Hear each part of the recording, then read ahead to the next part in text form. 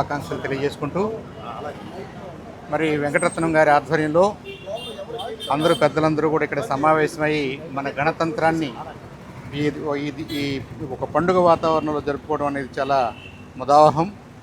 ఈ కార్యక్రమానికి విచ్చేసిన పెద్దలందరికీ కూడా పేరు పేరున ముందుగానే శుభాకాంక్షలు తెలియజేసుకుంటూ వెంకటరత్నం గారికి, అలాగే పెద్దలు డాక్టర్ అంకయ్య గారికి, డాక్టర్ జాన్ బాబు గారికి, వెంకటరావు గారికి, శేషం సుబ్బారావు గారికి, చిన్నయ్య గారికి, పెద్దలందరికీ కూడా, కుటుంబరావు గారికి, అందరికీ, మోజెస్ గారికి, అందరికీ మరొక్కసారి శుభాకాంక్షలు తెలియజేసుకుంటూ, ఇందాక వెంకటరత్నం గారు చెప్పారు, భారతదేశం 1947 ఆగస్టు 15న ఒక డొమినియన్గా ఉంటున్నటువంటి, బ్రిటిష్ పరిపాలనలో ఉంటున్నటువంటి ఒక రాజ్యంగా ఉన్నటువంటి మనం ఇండిపెండెన్స్ తెచ్చుకుని ఎంతోమంది ప్రాణత్యాగాలతోటి భారతదేశానికి స్వాతంత్రం వచ్చింది అని మనందరికీ తెలుసు. అయితే అంతకుముందు విభిన్న రాజ్యాలుగా, చిన్న చిన్న రాజ్యాలుగా ఉన్నటువంటి భారతదేశానికి ఒక డెమోక్రటిక్గా నడుపుకునే ప్రభుత్వం కావాలి అంటే ఒక రాజ్యాంగం కావాల్సిన అవసరం ఏర్పడింది. కాబట్టి ఆ రాజ్యాంగాన్ని ఏర్పాటు చేసుకునే బాధ్యతని అనేక మంది పెద్దలకు ఇచ్చారు, కాన్స్టిట్యూంట్ అసెంబ్లీకి ఇచ్చారు. డాక్టర్ బిఆర్ అంబేద్కర్ గారి నేతృత్వంలో ఆ రాజ్యాంగాన్ని కూడా మనం ఏర్పాటు చేసుకున్నాం, రాసుకున్నాం. ప్రపంచంలో రిటర్న్ కాన్స్టిట్యూషన్స్లో అతిపెద్ద రాజ్యాంగం, అతి విపులంగా రాయబడిన రాజ్యాంగం భారతదేశం యొక్క రాజ్యాంగం. ఈ రాజ్యాంగాన్ని అమలు చేసుకోవడానికి ఒక దినం కావాలి కాబట్టి, ఒక రోజు కావాలి కాబట్టి 1950 జనవరి 26వ తారీఖు నుంచి మన చేత, మన కొరకు మనమే ఏర్పాటు చేసుకునే ఒక ప్రభుత్వాన్ని ఏర్పాటు చేసుకోవడానికి కావాల్సిన అన్ని హంగులు మనకు ఉన్నాయి. కాబట్టి ఈ రాజ్యాంగాన్ని అమల్లోకి తీసుకొస్తున్నాం. అప్పటి నుంచి మనం భారతదేశం ఒక గణతంత్ర దేశంగా, అంటే ఇండియన్ రిపబ్లిక్, ఒక డెమోక్రటిక్ రిపబ్లిక్గా అవతరించింది. అంటే ఆ రోజు నుంచి మనందరి బాధ్యత, మనందరం దాంట్లో భాగస్వాములమే. మనమే ఆలోచించాలి, మనమే ఎలక్షన్స్ జరుపుకోవాలి, మనమే ఎన్నుకోవాలి, మనమే ప్రభుత్వాలను ఏర్పాటు చేసుకోవాలి.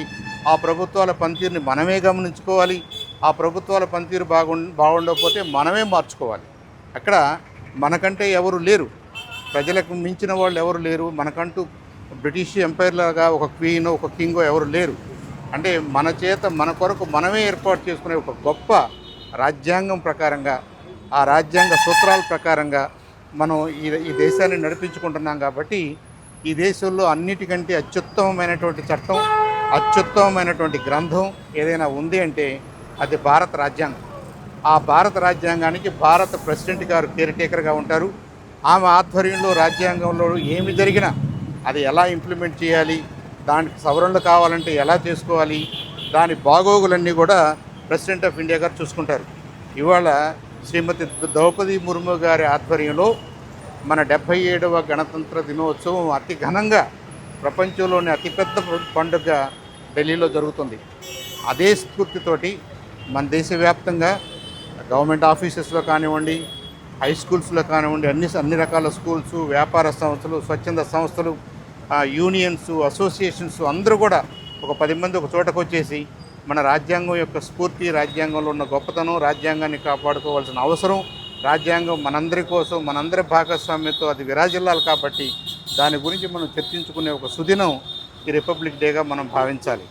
ఇదేదో మనం రాజ్యాంగాన్ని గురించి మాట్లాడుకుందాం, రేపటి నుంచి ఎవరి పనిలోకి వాళ్ళు వెళ్ళిపోదామని కాదు. రాజ్యాంగంలో ఏం చెప్పారో ఆ బాధ్యతను కూడా మనం తీసుకుని మన వంతుగా మన రోల్ ప్లే చేయాల్టానికి మరొక్కసారి మనం పునరంకితం కావడానికి ఈ దినోత్సవం జరుపుకుంటాం. కాబట్టి ఈ సందర్భంగా మరొక్కసారి ఆ రాజ్యాంగ స్ఫూర్తిని కాపాడుకుందాం, రాజ్యాంగ స్ఫూర్తితో మన ప్రభుత్వాలను ఏర్పాటు చేసుకుందాం, రాజ్యాంగ స్ఫూర్తితో మనల్ని మనం గవర్న్ చేసుకుందాం. అప్పుడే అందరికీ కూడా కావాల్సినటువంటి న్యాయం జరుగుతుంది, కావాల్సినటువంటి లిబర్టీ వస్తుంది, స్వేచ్ఛ వస్తుంది, కావాల్సినటువంటి ఈక్వాలిటీ వస్తుంది, సమానత్వాన్ని మనం సాధించగలుగుతాం. సమానత్వం లేదు అని మనం ఇబ్బంది పడకూడదు. సమానత్వం లేని మాట వాస్తవం, కానీ సమానత్వాన్ని సాధించడానికి రాజ్యాంగం మనకు మార్గం చూపించింది. కాబట్టి రాజ్యాంగ పద్ధతుల్లో సమానత్వాన్ని ఎలా సాధించాలి, ఇవన్నీ కూడా మనం అర్థం చేసుకోవడానికి, డిస్కస్ చేయడానికి, పిల్లలకు చెప్పడానికి, మనకు మనం తెలుసుకోవడానికి ఈ అవకాశాన్ని ఉపయోగించుకొని మరి ఈ గణతంత్ర దినోత్సవాన్ని జరుపుకుంటాం. కాబట్టి ఈ ఉత్సవంలో పాల్గొన్న ప్రతి ఒక్కరికి పౌరులకి మరొకసారి అభినందనలు శుభాకాంక్షలు తెలియజేసుకుంటూ సెలవు తీసుకుంటాను. జై హింద్. జై హింద్. అమ్మ పదం చూస్తే రా.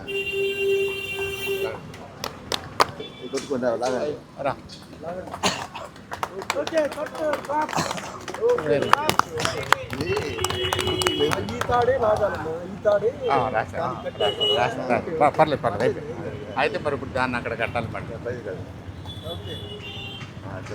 మొత్తానికి జాయిన్ చేశారు. ఫుల్ లేదండి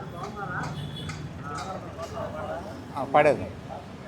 జనగణ మన అధినాయక జయ హే భారత భాగ్య విధాత పంజాబ్ సింధు గుజరాట మరాఠ ద్రావిడ ఉత్కల వంగ వింధ్య హిమాచల యమునా గంగ ఉచ్చల జలధి తరంగ తవ శుభ నామే జాగే तव शुभ आशीष मांगे गाहे तव जय गाथा जनगण मंगलदायक जय हे भारत भाग्य विधाता जय हे जय हे जय हे जय जय जय जय हे जय हिंद जय हिंद. అందరికీ నమస్కారం అండి.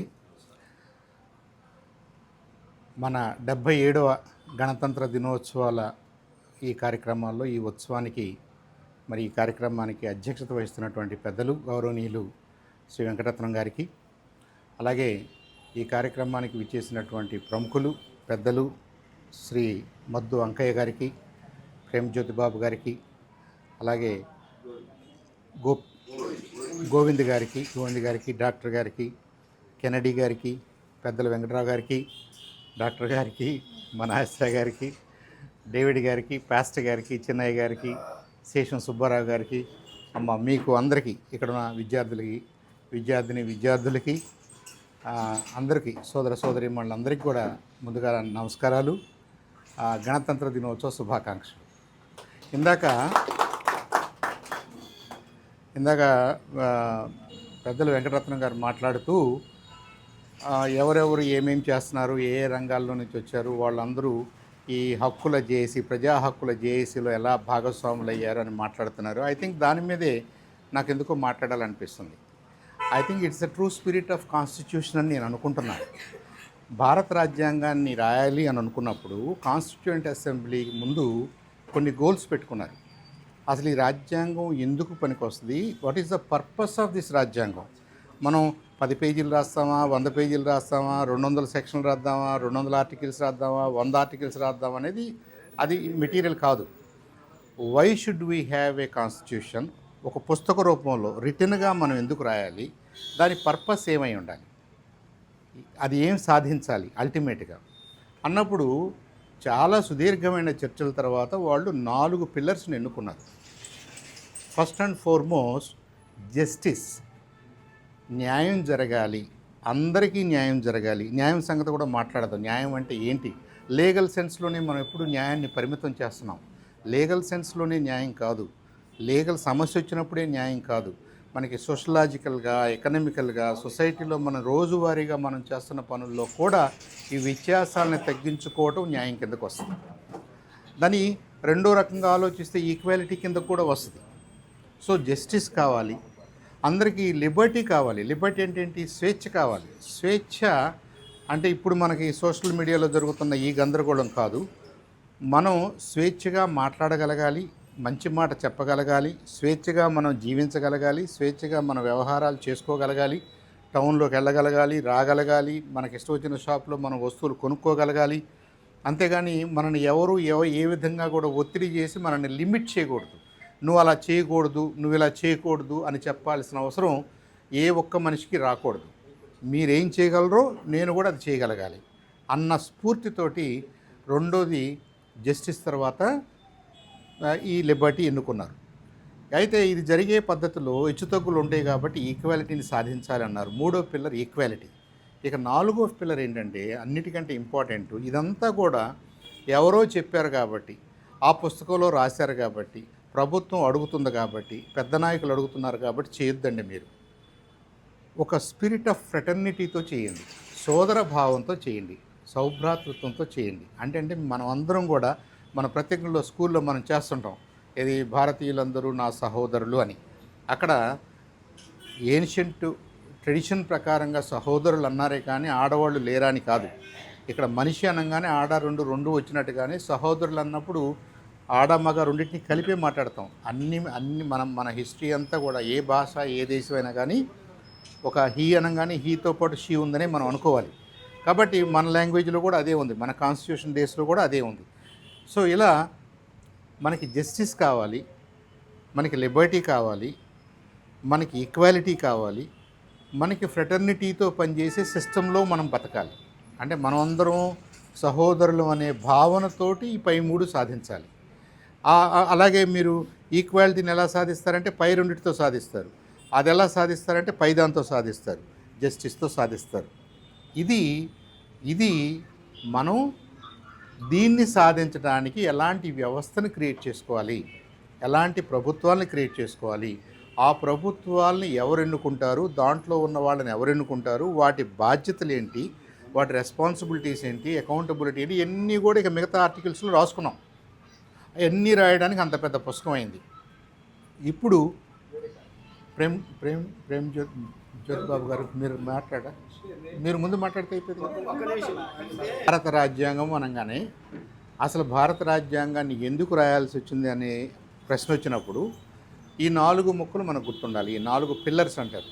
రాజ్యాంగానికి పిల్లర్స్ అవి, ప్రభుత్వాలకి పిల్లర్స్ వేరే ఉంటాయి.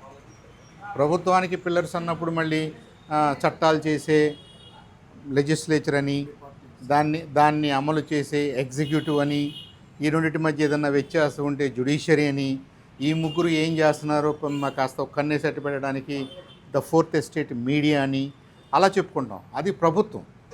మనం రాజ్యాంగం వరకు మాట్లాడితే అసలు ఈ పుస్తకం ఎందుకు రాశారు, డాక్టర్ బిఆర్ అంబేద్కర్ గారికి ఏం అసైన్మెంట్ ఇచ్చారు, ఏ బాధ్యత ఇచ్చారు అంటే ఈ 4 సాధించడానికి మనం ఏమేమి చేయాల్సి వస్తుందో అది రాయమన్నారు, రాసుకున్నారు. అది one of the best constitutions in print form, written ఫామ్లో ఉన్నటువంటి కాన్స్టిట్యూషన్ భారతదేశానికే ఉంది. మరి మిగతా దేశాలకు లేదా? మనకంటే అమెరికా మనకంటే ముందు నుంచి ఉన్నటువంటి ప్రజాస్వామ్య దేశం. అలాగే రకరకాల ఫాముల్లో, రకరకాల షేపుల్లో, రకరకాల మాటలతోటి ప్రజాస్వామ్యాలు ఉన్నాయి. కింగ్డమ్స్ ఉన్నాయి, మొనార్కీస్ ఉన్నాయి, బ్యూరోక్రసీస్ ఉన్నాయి, అరిస్టోక్రసీస్ ఉన్నాయి, డిక్టేటర్షిప్లు ఉన్నాయి. ఒక్కొక్క దేశం ఒక్కొక్క రకమైన ప్రభుత్వాలని పెట్టుకున్నప్పటికీ అన్నిటికంటే నోబుల్ ఫామ్, అన్నిటికంటే గొప్పది, అన్నిటికంటే అందరూ కోరుకునేది ప్రజాస్వామిక పద్ధతి. డెమోక్రసీలోనే ఉండాలని అందరూ కోరుకుంటారు. వాళ్ళకి అవకాశం లేక ఆయా సిస్టమ్స్లో ఉన్నారు చాలా దేశాలు. సో ఇవాళ అందరూ కూడా టువర్డ్స్ డెమోక్రసీ వస్తున్నారు. ఈ డెమోక్రసీని డిఫైన్ చేయాలి, డెమోక్రసీ విరాజిల్లడానికి కావాల్సిన ఏర్పాట్లు చేయడానికి మనం పుస్తకం రాసుకుంటున్నప్పుడు ఈ 4 మనకి ప్రధానంగా గుర్తుపెట్టుకోవాలి. We should always try to be, అంటే జస్టిఫైబుల్గా ఉండాలి. మనం ఏం చేసినా అందరికీ జస్టిస్ కావాలంటే మనం చేసే పని జస్టిఫైబుల్గా ఉండాలి. రెండోది, అందరికీ కూడా లిబర్టీ ఉండాలి, స్వాతంత్ర్యం ఉండాలి. అంటే నేను ఇలా అనుకుంటున్నాను, ఇది ఎవరికి ఇబ్బంది లేనంత వరకు నేను చేయగలగాలి. ఎవరికన్నా ఇబ్బంది ఉందనుకోండి, అది కూడా మళ్ళీ వీటిలోనే చెక్స్ పెట్టుకుంటాం మనం. ఇది చేయటానికి మరి నాకేం కావాలి, నేను మీతో సమానం అనే భావన మీరు నాకు ఇవ్వాలి, నేను మీకు ఇవ్వాలి, ఈక్వాలిటీ కావాలి. ఇవన్నీ ఎవరో చెప్పారు కాబట్టి మీరు చేయం, మనంతటా మనమే అనుకుని చేస్తాం.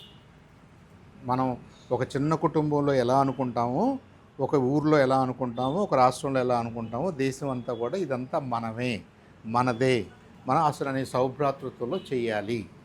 దానికి కావాల్సిన విధి విధానాలు రాసుకున్నారు కాబట్టి ఆ రాసుకున్న గ్రంథం పేరే కాన్స్టిట్యూషన్ ఆఫ్ ఇండియా, భారత రాజ్యాంగం. మరి మనకు స్వాతంత్రం వచ్చింది కాబట్టి వెంటనే ఆ రోజు నుంచి ఇవన్నీ చేసేద్దామా? కుదరదు. ఇవన్నీ రాసుకోవడానికి కూడా కొంత టైం పట్టింది. సో 47 నుంచి 49 నవంబర్ వరకు కూడా ఈ ఏర్పాట్లన్నీ చేసుకున్నారు, రాసుకున్నారు, చర్చ జరిగింది. చర్చలో మళ్ళీ వాదోపవాదాలు జరిగినాయి, మార్పులు చేర్పులు జరిగినాయి. ఒకళ్ళు ఒకటంటే రెండో వాళ్ళు ఇంకోటంటే ఏదేదో రకరకాలుగా మరి అది కూడా డెమోక్రటిక్గానే జరగాలి కదా.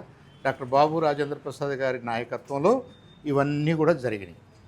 ఐ థింక్ ఆనాడు ఉన్నటువంటి మేధావులు అన్నీ రాసి దాంట్లో ఒక మంచి వెసులుబాటు కూడా ఇచ్చారు. మేము ఇది రాస్తున్నాం కాబట్టి ఇదే ఫైనల్, ఇదేదో రాతి మీద చెక్కాము, ఇది ఒక శాసనము, ఇక మార్పు చేయడానికి వీలు లేదు గతంలో లాగా అని మీరు అనుకోవద్దండి. దీన్ని అవసరమైనప్పుడు మళ్ళీ మార్చుకోవడానికి కూడా వెసులుబాటు ఉంది. రాజ్యాంగాన్ని మార్చుకునే వెసులుబాటు రాజ్యాంగమే మనకిస్తుంది. That's the beauty of Indian constitution. మిగతా చోట్ల ఆ పరిస్థితులు లేవు. అందుకని వాళ్ళు ఏం చేస్తున్నారు, కంప్లీట్ రాజ్యాంగాన్ని పక్కన పెట్టేసి కొత్త రాజ్యాంగాన్ని రాసుకోవాల్సి వస్తుంది. ఉన్న రాజ్యాంగాన్ని మార్పు చేసుకునే వెసులుబాటు ఆ రాజ్యాంగం ఇవ్వట్లేదు. కాబట్టి ఫ్రాన్స్ లాంటి దేశాలు ఈ రాజ్యాంగాన్ని మేము రద్దు చేస్తున్నాము, మళ్ళీ కొత్త రాజ్యాంగాన్ని రాసుకుంటున్నాము అంటారు. భారతదేశంలో ఆ పరిస్థితి లేదు. మంది వీఆర్ వెరీ స్మార్ట్. మనం అడాప్టబుల్ కాన్స్టిట్యూషన్ చేసుకున్నాం. ఇదంతా కూడా 1950 నాటికి రెడీ అయింది. కాబట్టి జనవరి 26వ తారీఖు నుంచి భారతదేశాన్ని, ఈ మొత్తం దేశం, ఆ రోజున భారతదేశం ఏదైతే ఉందో ఒక గణతంత్ర దేశంగా, ఈ గణతంత్రం కూడా డెమోక్రసీతో విరాజిల్లే గణతంత్ర దేశంగా, రిపబ్లిక్గా, డెమోక్రటిక్ రిపబ్లిక్గా అభివర్ణించుకుంటూ తీర్మానం చేసుకున్నారు. రాజ్యాంగాన్ని అమల్లోకి తీసుకొచ్చారు. ఆ రాజ్యాంగానికి లోబడి తర్వాత పీపుల్స్ రిప్రజెంటేషన్ యాక్ట్ వచ్చింది. దాన్ని బట్టి ఎలక్షన్స్ కూడా జరిగినాయి. 1952లో జరిగిన ఎలక్షన్స్ మన దేశానికి జరిగినటువంటి, మన గణతంత్ర దేశంలో జరిగినటువంటి, స్వేచ్ఛగా జరిగినటువంటి, మనంతట మనం ఎన్నుకున్నటువంటి ఫస్ట్ పార్లమెంటు 1952లో ఏర్పడింది. సో దానికి మూలం 1950లో మనం ఏర్పాటు చేసుకున్నటువంటి, అమల్లోకి తీసుకొచ్చినటువంటి రాజ్యాంగం. ఈ రాజ్యాంగాన్ని ఆనాడేదో చేసేసారు అయిపోయిందని కాకుండా ప్రతిరోజు మనం అర్థం చేసుకుంటూ, ఎవరికైనా ఎక్కడైనా ఇబ్బంది ఉంటే రాజ్యాంగ సూత్రాల ప్రకారంగా ఏ సంస్థ, ఏ వ్యవస్థ, ఏ నాయకుడు, ఏ ఆఫీసరు మనకి దాని గురించి వివరణ ఇవ్వాలో, దాన్ని సరిచేయాలో, దాన్ని అర్థం చేసుకోవాల్సిన బాధ్యత మనందరికీ ఉంది. అంతేగాని నా వ్యవహారం నేను చేస్తాను, ఇలా మా ఊర్లో జరుగుతూ ఉంది, మా కులంలో ఇలా జరుగుతూ ఉంది, మా ఏరియాలో ఇలా జరుగుతుంది అనేవి ఆపాలి. దానికి అర్థం లేదు. They all become illegal. Constitution prevails with an exception of one thing. అది కూడా మనం గుర్తుపెట్టుకోవాలి. ఏంటంటే రాజ్యాంగానికి లోబడి చట్టాలు రాస్తారు. ఇక్కడ సీనియర్ అడ్వకేట్ గారు ఉన్నారు, హైకోర్టు ఆ ఆస్పెక్ట్స్ మనకు చెప్తారు. అయితే కొన్ని విషయాల్లో చట్టాలు చేయడానికి అవకాశం ఉండదు. అవి ఇండివిజువల్స్కి సంబంధించిన అంశాలు కాదు. అది ఒక తెగకో, ఒక ప్రాంతానికో సంబంధించినటువంటి అంశం. దాన్ని కస్టమ్స్ అంటారు. కస్టమ్ అంటే నేను కాదు, మా ఊర్లో జరిగేది కస్టమ్. ఈ కస్టమ్స్ని ఆనర్ చేయటం కూడా రాజ్యాంగం ఒప్పుకుంది. కాబట్టి మన చట్టాలు ఎలా ఉండాలంటే, అన్నిటినీ నేను ఇవాళ కొట్టేస్తున్నాను అని అనకూడదు. అలా కొట్టేస్తే ఇంత వైవిధ్యం ఉన్నటువంటి, భౌగోళికంగా, సామాజికంగా, భాషాపరంగా, ఆర్థిక పరంగా, ఇన్ని రకాల వైవిధ్యం ఉన్నటువంటి భారతదేశాన్ని ఇదిగో నేను చట్టం చేసేసాను, రేపటి నుంచి ఇలా ఉండాలి అంటే కూడా కుదరదు. కాబట్టి ఆ చిన్న చిన్న ఎక్కడైనా రీజనల్ డిఫరెన్సెస్ ఉంటే, ఏదన్నా ఒక సామాజిక గ్రూప్లో ఒక డిఫరెన్స్ ఏమన్నా ఉంటే, వాళ్ళ ఆహార వ్యవహార కట్టుబాట్లు ఏదన్నా డిఫరెంట్గా ఉంటే, అది అనాదిగా వస్తూ ఉంటే, దానివల్ల ఎవరికి ఇబ్బంది లేకపోతే ఆ కట్టుబాట్లను కూడా ఆనర్ చేయండి అన్నారు. ఇక్కడ ఇప్పుడు పెద్ద ఛాలెంజ్ వచ్చి కూర్చుంది మనకి. అలాంటి కట్టుబాట్లలో కోడి పందాలు వస్తాయా? ఉదాహరణకి కోడి పందాలు వేయకూడదని చట్టం చేశాం. కానీ కోడి పందాలు మా ఆచారంలో భాగం అండి, మా ఏరియాలో కష్టం అండి, మేము అన్న చేసేస్తామండి అని ప్రజాప్రతినిధులే మాట్లాడుతున్నారు. ప్రజాప్రతినిధులే దగ్గరుండి కోడి పందాలు వేపిస్తున్నారు. ఇక్కడ రాజ్యాంగ స్ఫూర్తి ఏమైంది, చట్టాలు ఏం చేస్తున్నాయి, ఈ చట్టం చేయటంలో నిజంగా మనం జాగ్రత్తలు తీసుకున్నామా, ఈ చట్టానికి ఏమైనా పరిధులు పెట్టామా, కోడి పందాలు అన్నావా, కోడి పందాలు కత్తులు కట్టిన కోడి పందాలు అన్నావా, ఏమన్నాం మనం? ఆ క్లారిటీ లేని దుస్థితిలో మన లెజిస్లేచర్ ఉంది కాబట్టి, మన చట్టాలు చేస్తున్నాం కాబట్టి అమలు చేయటం కూడా కష్టమైంది. చట్టం చేయాలి అంటే మీరు రాజ్యాంగానికి లోబడి చేయాలి. రాజ్యాంగానికి లోబడి చేయాలంటే ఈ 4 పిల్లర్స్కి లోబడి చేయాలి. రాజ్యాంగ స్ఫూర్తికి లోబడి చేయాలి. కాబట్టి మీరు చేసే చట్టం మీ అధికారం కోసం చేయకూడదు, జనాలను కంట్రోల్ చేయడం కోసం చేయకూడదు, జనాలను ఇబ్బంది పెట్టడం కోసం చేయకూడదు. ఎట్ ద సేమ్ టైం మిగతా ప్రిన్సిపల్స్ అన్నీ సాటిస్ఫై చేయాలి. సో అది కూడా ఒక పెద్ద చర్చ జరుగుతుంది ఇప్పుడు. మనం కోడి పందాలు వద్దు అంటున్నాం, అలాగే వాళ్ళు ఏదో జల్లికట్టు వద్దు అన్నారు తమిళనాడులో, కానీ జల్లికట్టు మేము చేయాల్సిందే అంటున్నారు ప్రజలు. అది మా కట్టుబాటు, మా ఆచారం ఎప్పటి నుంచో వస్తుంది, మా ఏరియాలో అది ఓకే అంటున్నారు. ఇలాంటి డిఫికల్ట్ సిచ్యువేషన్స్లో రాజ్యాంగాన్ని మనం ఎలా అర్థం చేసుకుంటాం, రాజ్యాంగం ఎంత మేరకు మీకు సహాయపడుద్ది, అలాంటప్పుడు ఆ చట్టాల్లో మనం తీసుకోవాల్సిన జాగ్రత్తలు ఏంటి, ఈ చట్టాలు చేసేవాళ్ళు కొద్దిగా మైండ్ పెట్టి జనంతో సంప్రదించి చేయాల్సిన బాధ్యత ఉంటుంది. అంతేగాని ఏదో ఒక ఐఏఎస్ ఆఫీసర్ డ్రాఫ్ట్ రాస్తాడు, దాన్ని మనం అసెంబ్లీలోకి వెళ్ళి అందరూ ఓటేసేద్దాం, తీర్మానం చేసేద్దాం అంటే ఐఏఎస్ ఆఫీసర్గా అన్నంత మాత్రాన కిరీటాలు ఏమి ఉండవు. Is also an individual with some specific qualifications. ఆయనకు ఒక పరిధి ఉంటుంది. మనందరికీ తెలిసిన విషయాలు కొన్ని ఉంటాయి, మనకు పరిధులు ఉంటాయి. మన గుంటూరులో తెలిసిన విషయాలు చాలా ఉంటాయి, వాళ్ళకి పరిధులు ఉంటాయి.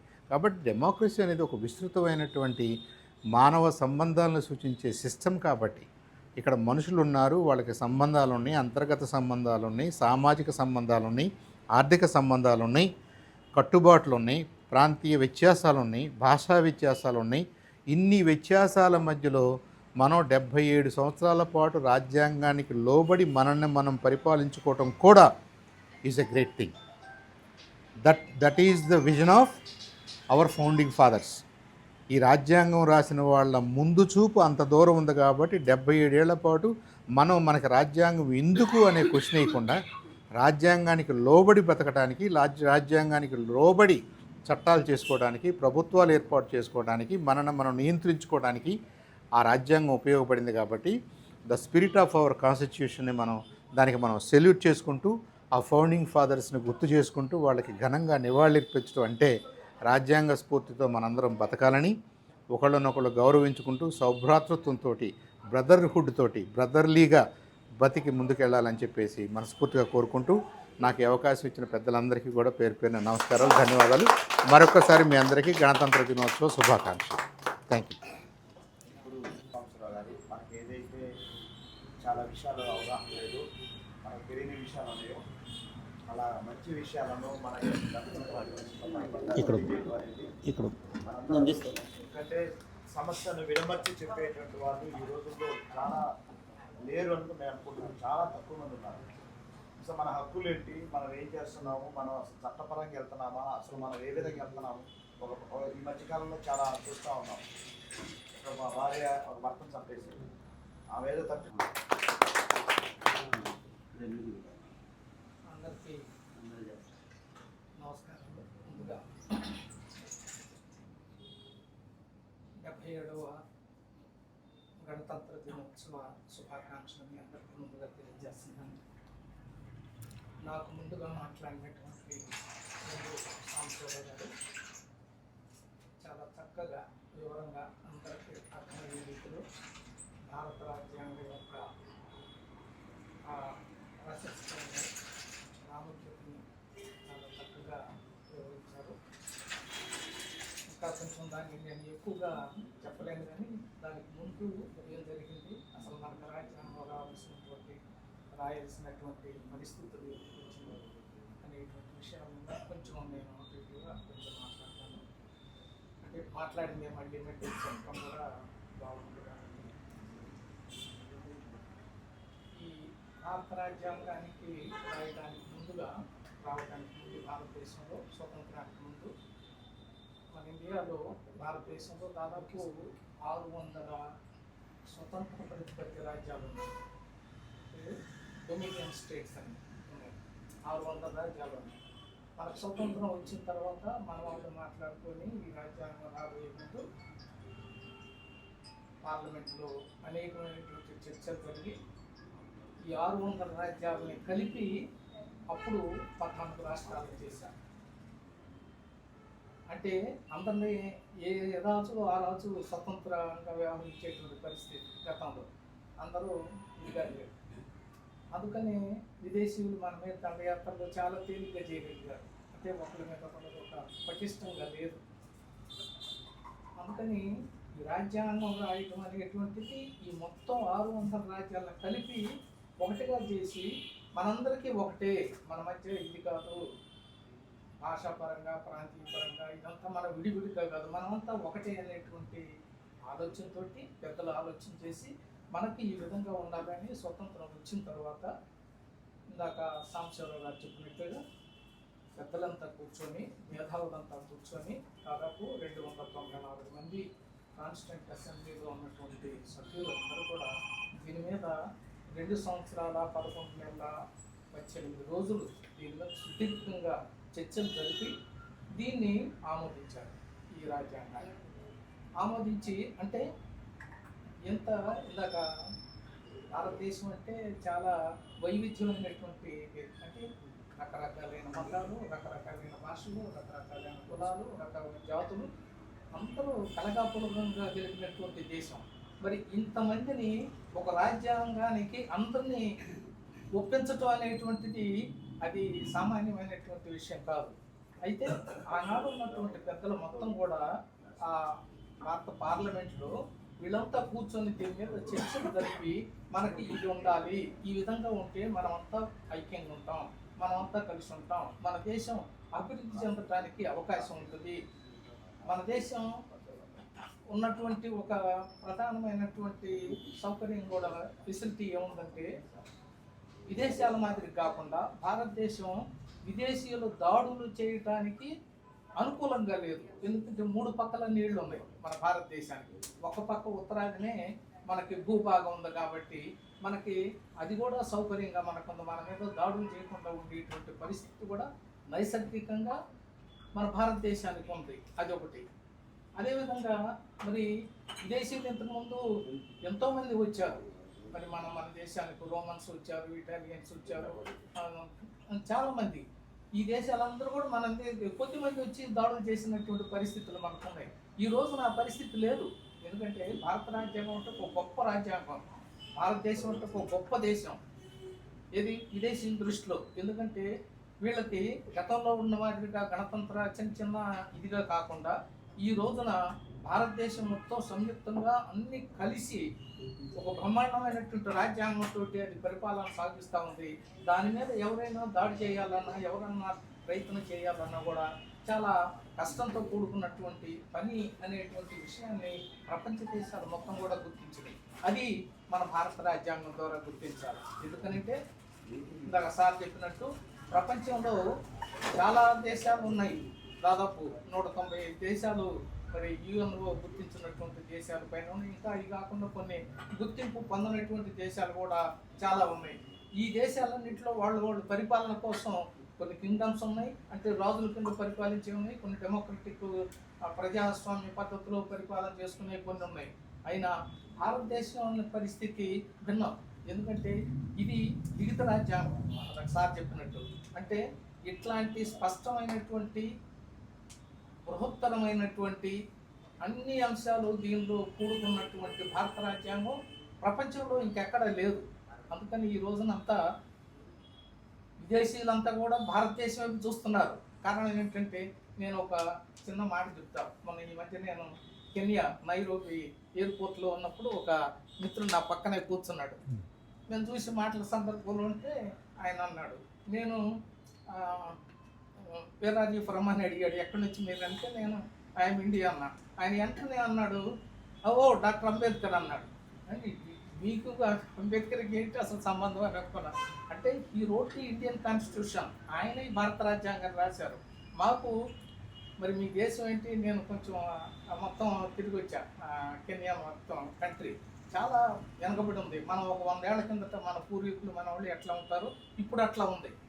ఏంటి ఇంత వెనుకబాటు ఉందనంటే, మాకు అంబేద్కర్ లాంటి రాసినటువంటి రాజ్యాంగం మా దేశంలో లేదు కదా అని అన్నారు. అంటే విదేశీయులు కూడా ఈ దేశం యొక్క పరిస్థితిని గుర్తించాలని చెప్పడానికి మనం, ఎందుకంటే మనం భారతీయులు అంటే, మీరు ఏ దేశమైనా మనం వెళ్ళండి, భారతీయులు అంటే చాలా ప్రత్యేకమైనటువంటి గౌరవంగా చూసేటువంటి పరిస్థితి ఉన్నది. అందుకని అయితే ఈ రాజ్యాంగం మరి ఇంత గొప్పటువంటి రాజ్యాంగం అయితే భారతదేశంలో ఉన్నటువంటి అనేకమైనటువంటి ఇందాక మనం ముందుగా మాట్లాడుతున్నట్టు చాలా వైవిధ్యం అన్నింటిలో ఉన్నాయి. వీటన్నిటిని కొంచెం మనం మరి అధిగమించాల్సినటువంటి అవసరం ఉంది. వాటన్నిటిని కూడా మనం పరిగణలోకి తీసుకొని ముందుకు పోవాల్సినటువంటి అవసరం కూడా ఉన్నది ఒకటి. అందుకని అంబేద్కర్ గారు ఇదే రోజున, ఆ రోజున ఉన్నటువంటి మొట్టమొదటి రాష్ట్రపతి డాక్టర్ బాబు రాజేంద్ర ప్రసాద్ గారు ఆయన చేతుల్లో ఈ పుస్తకాన్ని తీసుకుని పెడుతూ ఆయన ఒక మాట అన్నాడు. ఆయన ఏమన్నాడంటే, we're entering into a life of contradiction in politics. We're entering into a life of contradiction. In politics, we will have equality, and in socio-economic life, we have inequality. This is a contradiction. We must remove this contradiction at the earliest moment. We must remove this contradiction at the earliest moment, or else, those who suffer from inequality must blow up this political democracy under the presence of the workers of this country. చాలా అది ఎంతో విశాలంతో ఆయన బాబు రాజేంద్ర ప్రసాద్ గారికి చెప్పినటువంటి ఆ రాజ్యాంగ స్ఫూర్తిని గురించి ఆ ఒక్క సెంటెన్స్లోనే మనకి అర్థమవుతుంది. మనం ఈ రోజున ఒక వైవిధ్యమైనటువంటి పరిస్థితుల్లో రాజ్యాంగం ద్వారా మనం ప్రవేశిస్తున్నాం. ఆయన పుస్తకాన్ని చేతుల్లో పెడుతూ ఏమిటి ఆ వైవిధ్యం? రాజకీయాల్లో మనకి సమానత్వం ఉంది. ఎందుకు? 1 vote 1 man 1 value. ఒక మనిషి ఒక విలువ, ఓటు. దానికి సమానత్వాన్ని మనం సాధించుకున్నాం ఏది? కాన్స్టిట్యూషన్ ద్వారా. అదేవిధంగా in social and economic life, సామాజిక ఆర్థిక రంగాల్లో ఇంకా అసమానతలు కొనసాగుతూనే ఉన్నాయి. అంటే బాగా డబ్బు ఉన్నటువంటి వాళ్ళు, బాగా అట్టడుగున్నటువంటి పేదవాళ్ళు, అదేవిధంగా భూస్వాములు, ఏమీ లేనటువంటి పేదరికంతో ఉన్నటువంటి వాళ్ళు, ఆర్థికంగా బాగా డబ్బులు ఉన్నవాళ్ళు, డబ్బులు లేనివాళ్ళు. అదేవిధంగా వ్యవస్థలో కూడా బాగా పై సామాజికంగా ఉన్నటువంటి వాళ్ళు, అదేవిధంగా కింద ఆ నిచ్చెన మెట్లలో కింద ఉన్నటువంటి వాళ్ళు. ఈ విధంగా ఇదేమో సామాజికమైనటువంటి అంశాల్లో మనం అసమానతలుగా ఉన్నాయి భారతదేశంలో. అది కులాల రూపంలో కానివ్వండి, వర్ణాల రూపంలో కానీ, ఏదన్నా రూపంలో కానీ అది సామాజికంగా మనం అసమానతలో ఉన్నాం. ఆర్థికంగా ఈ విధంగా ఈ రెంటిని మనము, ఇది వైవిధ్యం, దాన్ని తప్పించుకోకుండా, దాన్ని పక్కన పెట్టకుండా మనం ఎలాంటి ప్రయత్నం మనం అభివృద్ధి అనేటువంటిది సాధించలేము. ముందు దాని మీద మనం ఆ వైవిధ్యాన్ని మనం తీసేయాలి పక్కన. అంటే సామాజిక ఆర్థిక రంగాల్లో కూడా మనం రాజకీయ రంగంలో ఏ విధంగా సమానత్వం సాధించామో అదేవిధంగా ఈ రెంట్లో కూడా మనం సమానత్వాన్ని సాధించుకోవాలి. ఇంకా అలా కాకున్నట్లయితే సామాజికంగా ఆర్థికంగా అణచివేతకి గురైనటువంటి ప్రజలు ఎవరైతే కార్మికులు, శ్రామికులు, పేదలు ఉన్నారో వాళ్ళు ఈ మనం రాసుకున్నామే ఈ రాజ్యాంగం, ఈ పొలిటికల్ డెమోక్రసీ అనేటువంటిది రాజ్యాంగం, దాన్ని భస్మం చేసేస్తారు, బద్దలు కొట్టేస్తారు ఎప్పుడో ఒక రోజు. అంటే ఈ రోజు చేయకపోవచ్చు. అంటే అసమానతలకు గురైనటువంటి వాళ్ళు దాన్ని ఛేదించి బద్దలు కొట్టేటువంటి అవకాశం, ప్రమాదం ఉంది. కాబట్టి ఖచ్చితంగా మనం ఈ సామాజిక ఆర్థిక రంగాల్లో మనం వాటిని రాజకీయ రంగంలో మాదిరిగా మనం సమానత్వాన్ని సాధించుకుంటే ఖచ్చితంగా మనం రాసుకున్నటువంటి, మనకు మనమే తయారు చేసుకున్నటువంటి ఈ యొక్క రాజ్యాంగం చాలా బ్రహ్మాండంగా దానికి పనిచేస్తుంది. దానికి మన ప్రజలంతా కూడా దాన్ని అనుసరించి, ఆ రాజ్యాంగాన్ని అనుసరించి మన స్వేచ్ఛగా, స్వతంత్రంగా మనం బ్రతకడానికి అవకాశం ఉంటుందని చెప్పి ఆయన ఆ రోజున చెప్పడం జరిగింది. ఇది ఒకటి మనకు భారత రాజ్యాంగం. ఇందాక మనం అనుకున్నాం న్యాయ వ్యవస్థ ఇది ఉంది. ఇది భారత మనకి రాజ్యాంగంలో మనకి చాలా స్పష్టంగా మనకు ఉన్నాయి. ఇందాక రాజ్యాంగానికి పరిపాలనకు వచ్చేసరికినేమో చట్టసభల్లో శాసనాలు చేస్తూ ఉంటాము. వాటిని అమలు చేయడానికి ఎగ్జిక్యూటివ్ ఉంటుంది. అంటే ఎగ్జిక్యూటివ్ అంటే అధికారులు వాళ్ళు ఏం చేయాలనేటువంటిది. తర్వాత ఈ రెంటి మధ్య ఏదన్నా రాజ్యాంగానికి కట్టుబడి లోబడి ఈ రెండూ చేయాలి. చట్టాలు మా ఇష్టం వచ్చినట్టు చేస్తానంటే కుదరదు. ఇప్పుడు ఉన్నటువంటి అధికార పార్టీలు కానీ ఏదైనా సరే, అది కేంద్రం కానీ రాష్ట్రాలు కానీ మా ఇష్టం వచ్చినట్టు అది రాజ్యాంగానికి లోబడి ఉండాలి. అదేవిధంగా ఎగ్జిక్యూటివ్ కూడా మా ఇష్టం వచ్చినట్టు చేయడానికి లేదు, దానికి కూడా కొన్ని పరిమితులు ఉన్నాయి. అందుకనే భారత రాజ్యాంగంలో చాలా స్పష్టంగా ఏం చేశారు, మనకి ప్రాథమిక హక్కులు అనేవి ప్రధానమైనటువంటిది చాప్టర్ 3లో 3లో ఉంటుంది. అంటే మనిషికి అంతకుముందు లేదు, ఇష్టం వచ్చినట్టు మనం ఉండేటువంటి స్వేచ్ఛగా ఉండేటువంటి, నా ఇష్టం వచ్చినట్టు నేను ఉంటా అనేటువంటి హక్కులు లేవు అంతకుముందు. మనకి ఈ భారత రాజ్యాంగం ద్వారా నీకు అన్ని హక్కులు వచ్చినాయి. నువ్వు చదువుకునే హక్కు వచ్చింది, డబ్బు సంపాదించుకునే హక్కు వచ్చింది, నువ్వు స్వేచ్ఛగా తిరిగేటువంటి హక్కు ఉంది, అందరితో కలిసిమెలిసి ఉండేటువంటి హక్కు భారత రాజ్యాంగం మనకి కల్పించింది. అదేవిధంగా మరి వీటిని అమలు చేయడానికి అనుకోవటానికి మరి ఈ రెంటి మధ్య వ్యత్యాసం వచ్చి ఎవరైనా ఏం చేయాలి, అందుకని జ్యుడిషియరీ ఉంది, న్యాయ వ్యవస్థ.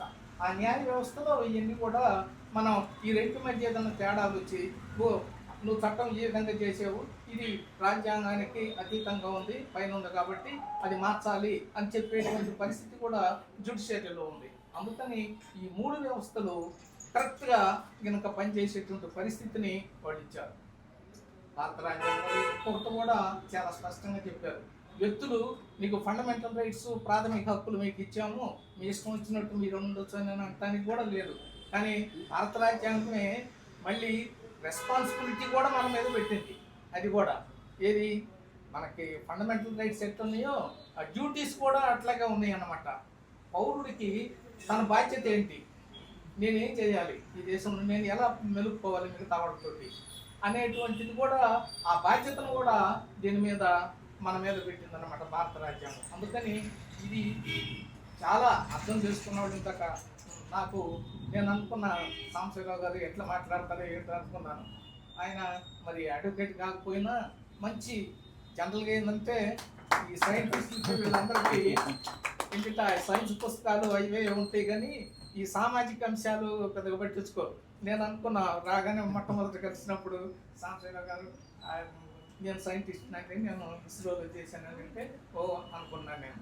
కానీ నాకు అనిపించింది అసలు సమాజం పట్ల బాధ్యతతోటి భారత రాజ్యాంగాన్ని ఎంత అంటే నేను అనుకుంటా ఒకసారి నేను కూడా అంత వివరంగా చెప్పలేనేమో నేను అనిపించింది నాకు. ఎందుకంటే వాళ్ళు చాలా సున్నితంగా చాలా సరళమైనటువంటి శైలితోటి చాలా బాగా మంచి విషయాలు రాజ్యాంగం పట్ల చెప్పారు. అందుకని మనకి ఆ రాజ్యాంగం ఉండటం వలన మనం అందరం చదువుకునేటువంటి అవకాశం వచ్చింది. గతంలో లేదు కదా, అందరం చదువుకునేటువంటిది, కొంతమందికి చదువు పరిమితం, కొంతమందికి డబ్బు సంపాదించుకునేటువంటిది, కొంతమంది రాజకీయాల్లో ఉండేటువంటిది అధికారాలు. ఈ రోజు నాకు లేదు, అది భారత రాజ్యాంగం మనకు ప్రసాదించింది. ఇప్పుడు ఈవెన్ కూల్ చేసుకొని స్వీపర్గా చేసేటువంటి వాళ్ళు కూడా ఆయన ప్రైమ్ మినిస్టర్గా పోయేటువంటి అవకాశం ఉంది ఈ రోజున. అది ఈ చట్టం కల్పించింది, అంతకుముందు లేదు.